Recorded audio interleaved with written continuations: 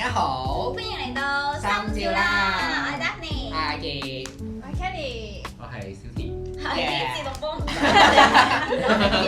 我又要繼續翻上次嘅 topic 啦，就係呢個同理心，因為咧，我覺得同理心呢樣嘢，我到而家都係有一種 confuse 或者 struggle，因為咧好多時人哋講同理心咧，我就會覺得可能就係講緊咧我 feel 到你究竟你嘅 emotion 係點樣樣啦，跟住但係我又諗緊係咪真係 feel 到咧？即係其實你只能夠 feel 到你自己嗰種，咁究竟我係真 feel 到啊，定係其實我純粹我覺得我 feel 到，即係其實係你腦入邊幻想出嚟嘅。咁究竟點樣去定義呢件事咧？係，我都可以講嘅，成日都講嘢咧。好歡迎大家聽到我先講。我哋嘅顧問，因為咧，我覺得近呢一年係真係諗好多同理心嘅嘢，而其實對我嚟講，我而家即係我點樣去 articulate 呢樣嘢咧，就係我覺得其實首先想像力係好緊要，因為其實我而家如果用一啲簡單嘅方法去講同理心，就只係你想像自己喺嗰個 situation 之下。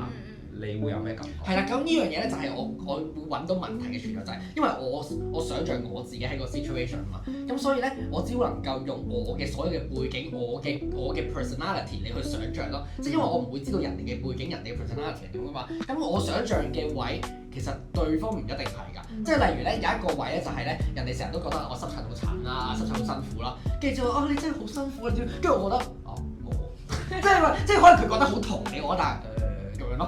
即係咁，我呢個位就會令到我覺得，咁究竟同理心點樣先叫同理心？咁佢哋其實係咪有同理心咧？即係佢哋喺大眾嘅眼光定義係有同理心噶嘛？我會覺得應該係。咁但係佢嘅同理心其實唔係真係同理緊我喎，佢只係 imagine 緊佢嘅狀況喺我度會點樣樣咯。係啦。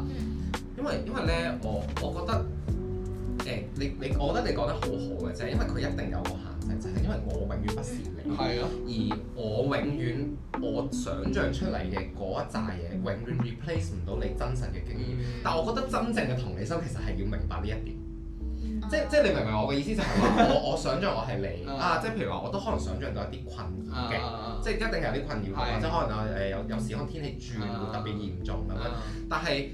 即係其實反而去到一啲位就係、哇咁你一定好慘啦，其實係一種 ego 嚟嘅。係嘅，因為其實我係有啲嘢我係唔知嘅，我唔可以咁樣一嚟就話你一定好慘咯。其實人哋可能唔係嘅。我覺得呢一個位其實係對我嚟講咧係 practice 同理心最 tricky 嘅位，因為譬如話我去做一啲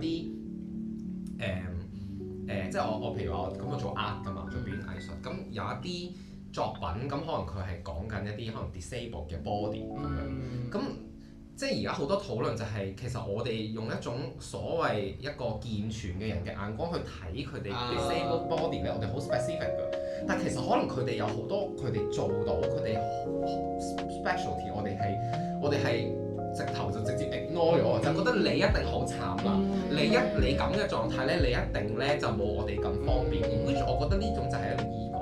所以其實嗰種同理心又會撈咗一種 ego，因為我覺得真正嗰種同理心嘅想像力就係每一個人都有 agency 咯，就係你就算係一個有限制喺身體上嘅人，你仍然有你嘅 agency 噶嘛，你仍然可以活得快樂噶嘛，你仍然可以活得精彩噶嘛，我連呢一 part 我都唔應該否定你咯，我覺得呢啲先係真同理。咁你覺得點樣先至可以？即係例如 let's say 我而家我想同理你啦，咁點樣先叫我同理到？點樣先叫我有呢個 ability 咧？哇！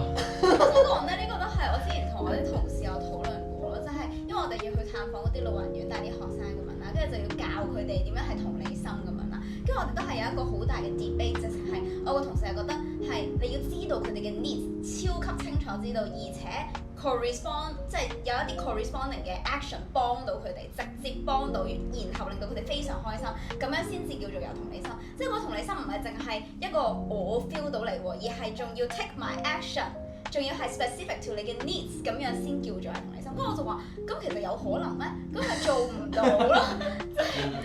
即係我就覺得，即係好多種，因為我自己就係覺得，純粹我 feel 到你。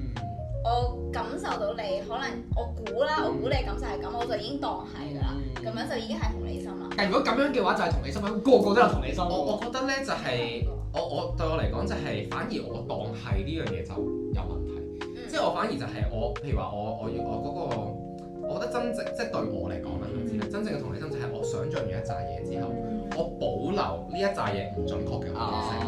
咁但係你要唔要去 verify 佢準唔準確啊？唔係，我覺得其實唔係，因為其實同理心係一個，我覺得係一個工具嚟嘅。即係其實我唔係好需要即係譬如話我係唔係好需要判斷佢準唔準，但係我有啲 context 我要用到佢嘅，即係譬如話你唔開心咁樣，即係我咁你同我傾訴，咁我可能想像到你而家喺呢個狀態，係啦，咁然後我可能會講一啲嘢咁但係譬如話你只要有一個 sense， 你係知道我預計我估佢嘅狀態嗰樣嘢係可能係唔準確，所以其實我更加需要 listen。我更加需要聽佢講，我更加需要去了解佢講緊乜嘢。我覺得嗰個位先係真同理心咯，即係反而就係話，哇！你而家散咗，你一定好唔開心啦，我陪你飲咁樣，係啊，即係你會話冇可能你會話嚇，其實我都冇乜嘢，我明嘅。我明嘅，唔好理有咁，呢啲係唔係同理心咯？即係係啊，好驚啊！即係你好大 ego 啊！我覺得我其實真係 OK 㗎，come on，你 respect 翻我嘅 agents，即係我覺得有呢一個咁嘅 boundary 喺度。我覺得你講得好好，因為咧，我覺得你講話將同理心作為一種工具啦，因為我覺得普遍咧平時我對於同理心呢個字眼啦，我覺得好多 context 底下咧都係啲人判斷你有冇同理心。哦，係啊，變咗你好唔好人。係啊，你有冇同理心？你冇，你有咁樣。咁所以咧好多時個 context 係咁咧，冇諗到啊，其實唔應該用呢個 perspective 去睇呢件事咯。係啊，所以咧我就想同你聽眾講，成日去判斷人哋有冇有同理心嗰啲人咧，最冇同理心。真。同理心對我嚟講就係冇 judge 得太快。係啊。然後對方需要你嘅時候，佢就自然會 show up 㗎啦。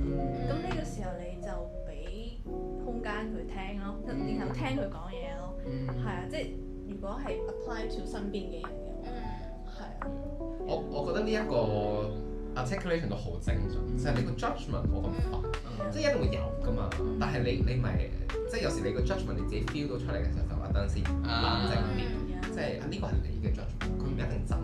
我記得之前就係睇 Hunter 咧，有一句我好中意嘅，你哋有冇睇 Hunter？即係 Hunter。有。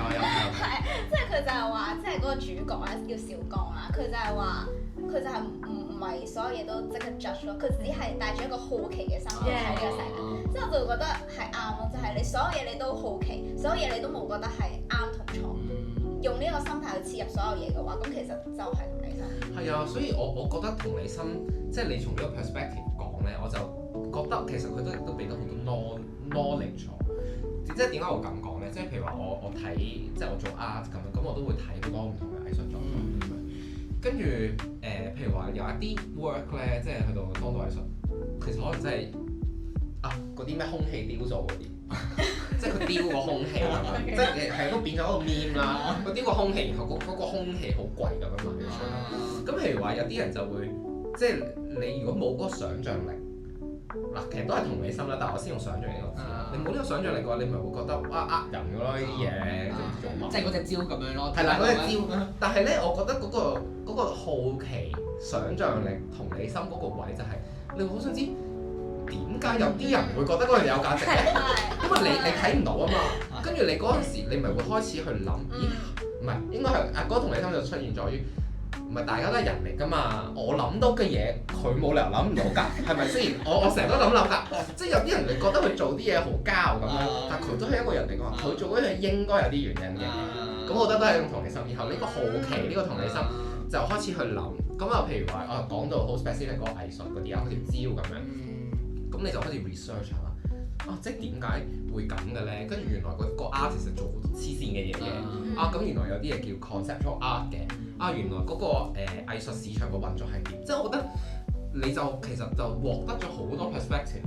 即係我覺得嗰個對我嚟講就係一個求知嘅過程。所以即係我多啲朋友就係話，其實同理心亦都係一種 intelligence。因為你會覺得佢都係人嚟㗎喎，我諗到嘅嘢佢應該都諗到，或者佢哋都係啲 professional 嚟㗎嘛，冇理由做啲嘢係冇意義嘅咁樣。其實呢一個都需要一個 open mind 嘅 ability 咯，即係你要接受到人哋，我都會可能咁樣諗啦，跟住你又好奇，同埋咧其實同我哋頭先講嗰啲，你唔好咁快 judge 啦，所有嘢都扣埋一齊，即係其實你係每一樣嘢你都要有，你先至可以做到成個 mentality 咯，其實係。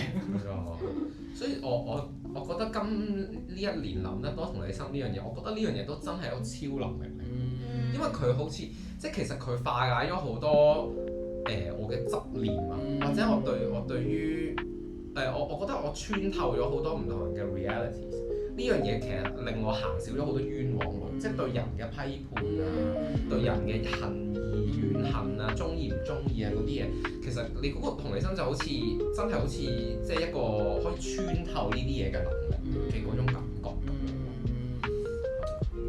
True。好，我哋同理心嘅呢集又到呢度啦，下集再見，拜拜。